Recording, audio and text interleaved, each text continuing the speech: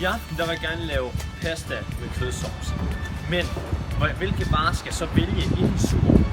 Det vil jeg så fortælle.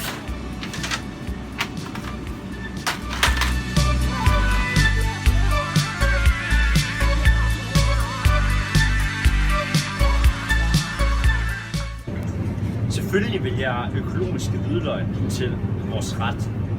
I venstre hånd har jeg her nogle konventionelle hvidløg. Hvad er forskellen på de to så? De økologiske løg, de har det her EU-mærke, der betyder, at de er godkendt af EU til at være produceret under miljøvenlige forhold, og der ikke er brugt kemiske stoffer under produktionen af dem. Nu er vi så nået til de flåede tomater.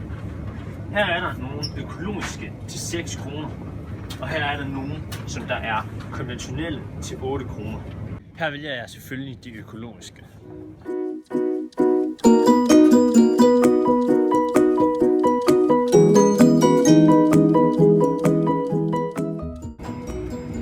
I mange supermarkeder er det svært at finde økologisk kød, men det lykkedes mig at finde det her hakket oksekød, som der er perfekt til vores ret.